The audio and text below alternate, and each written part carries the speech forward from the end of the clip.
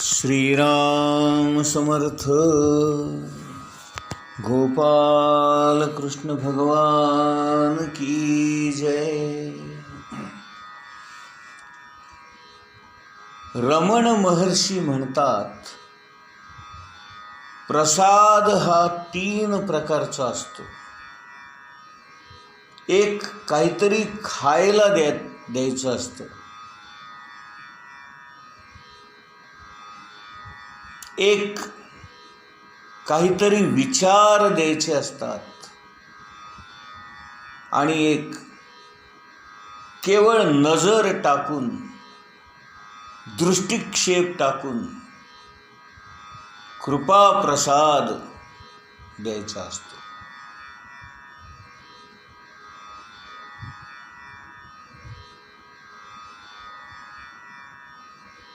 काही वेळेला सद्गुरू दोन्ही हात वर करून आशीर्वादही देतात. काही वेळेला ते डोक्यावर हात ठेवून त्यांच्या ज्ञानाचं संक्रमण शिष्यामध्ये करतात.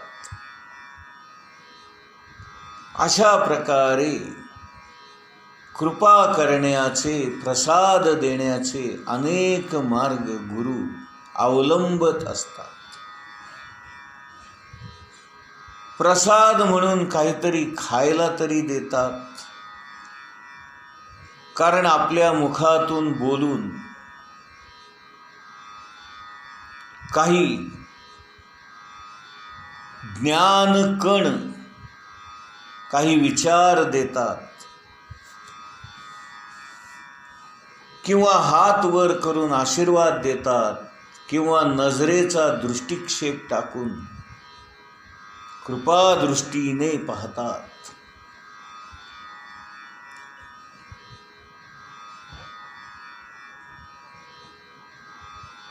बऱ्याच वेळेला आपल्याला असं वाटतं की मी अमक्याच्या दर्शनाला गेलो आणि ते माझ्याशी बोलले नाहीत.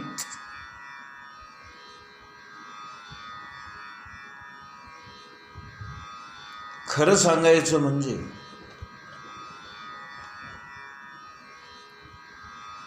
गुरूंनी नुसती जरी नजर आपल्याकडे टाकली तरी आपलं काम होतं.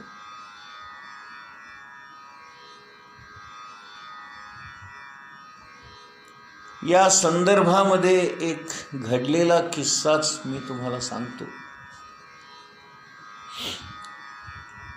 एकदा अशीच क्षीरसागर महाराजांची बैठक, ज्ञानसत्र सुरू होतं. त्या बैठकीमध्ये मी सुद्धा बसलेला होतो.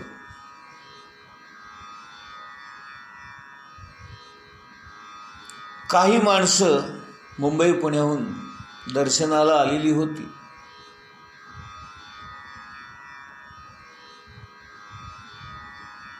तेव्हा मी प्रत्यक्ष माझ्या डोळ्यांनी पाहिलेली ही घटना तुम्हाला सांगतोय. त्या अनेक लोकांपैकी काही लोकांबरोबर महाराज बोलले, काही लोकांकडे पाहून हसले, काही लोकांवर केवळ नजर टाकली, काही लोकांना हात वर करून आशीर्वाद दिले, काहींना जवळ बोलवून खडीसाखरेचा प्रसाद दिला, काहींना श्रीफळ प्रसाद दिला. आणि काही व्यक्ती जेव्हा दर्शनाला त्यांच्या समोर उभ्या होत्या तेव्हा महाराज आपलं तोंड फिरवून दुसरीकडेच पाहत बसलेले होते. याचा अर्थच असा की अजूनही त्या व्यक्तीचं काहीतरी पाप शिल्लक असणार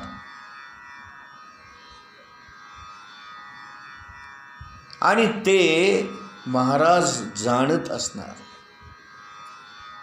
आणि मी जर त्याच्याकडे पाहिलं तर माझ्या केवळ दृष्टिक्षेपाने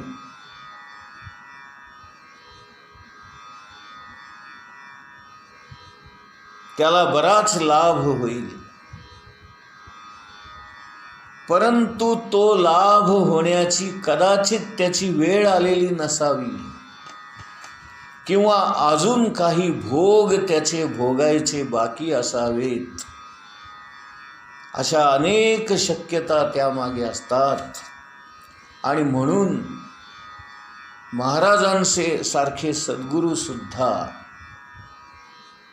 अशा काही लोकांकडे बघणं टाळतात.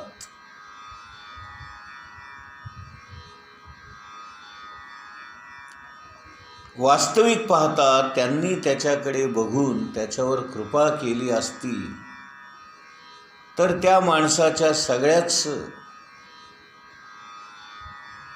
अडचणी दूर झाल्या असत्या. परंतु कदाचित त्याचे ते भोग भोगणं अजून संपवायचं नसावं, किंवा त्याचं प्रारब्ध अजून काहीतरी शिल्लक असावं. आणि म्हणूनच केवळ महाराजांनी आपलं तोंड फिरवलं आणि ते दुसरीकडेच पाहू लागले.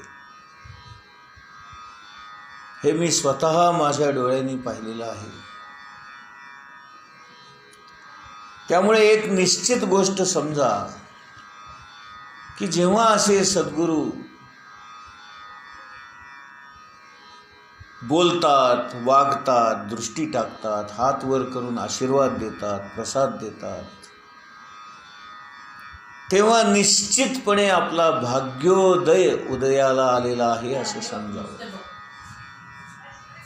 आणि जेव्हा केव्हा ते बोलत नाहीत किंवा तोंड फिरवून बसतात, तेव्हा निश्चितपणे आपण असं समजावं की आपले अजून काही भोग भोगायचे शिल्लक आहेत. आणि म्हणून आज माझ्यावरती कृपा होऊ शकली नाही.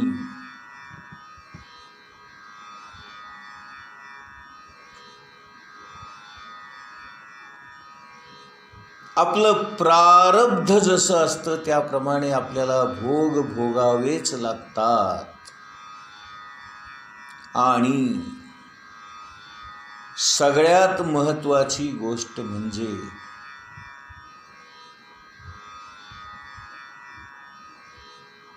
आपले भोग आपल्यालाच भोगायचे असतात आणि आपणच ते भोगून संपवायचे असतात.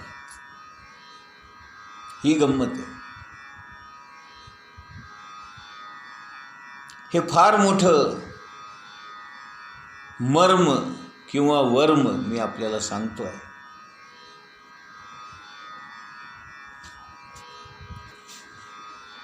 गुरूंच्या नजरेमध्ये एवढं सामर्थ्य असतं की त्यांनी नुसतं जरी पाहिलं तरी त्या भक्ताचं काम होऊन जातं.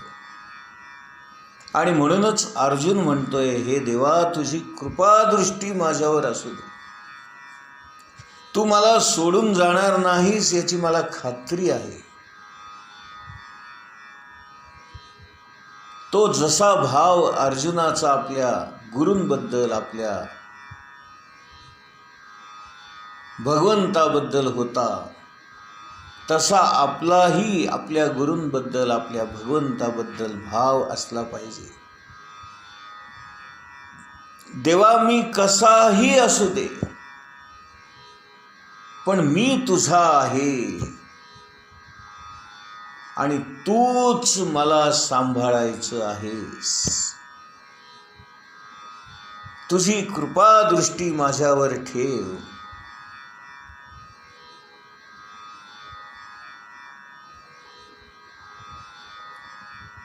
महाराजांनी एक फार सुंदर दृष्टांत दिलाय बघा. ते म्हणतात, एक वासरू आहे आणि त्याला एका दोरीने बांधून घातले आहे. त्याने कितीही जरी उड्या मारण्याचा प्रयत्न केला तरी त्या दोरीच्या लांबीच्या बाहेर काही त्याला जाता येत नाही. तो त्या दोरी एवढ्याच गोलाकार भागामध्ये फिरत राहतो. त्याप्रमाणे गुरु सुद्धा आपल्या शिष्याला म्हणतात, अरे बाबा, तुझ्या दोऱ्या माझ्या हातात आहेत, तुला काय नाचायचंय ते नाच. कुठपर्यंत तू नाचणार आहेस? जेवढी लांब तुझी दोरी आहे तिथपर्यंत. किंवा मी ती दोरी जेवढी सैल सोडीन तितका तू माझ्यापासून लांब जाऊ शकशील. आणि जेव्हा तू माझ्यापासून लांब जाऊ नये असं मला वाटेल, तेव्हा मी तुझी दोरी खेचून घेईन. त्यामुळे तू कितीही जरी शहाणपणा केलास, कसाही जरी वागलास, तरी तुझी दोरी माझ्या हातात असल्यामुळे जेव्हा मी ती खेचून घेईन त्यावेळेला मुकाट्याने तुला माझ्याजवळच यावं लागेल, तुझी इच्छा असो की नसो. म्हणून माणसाने,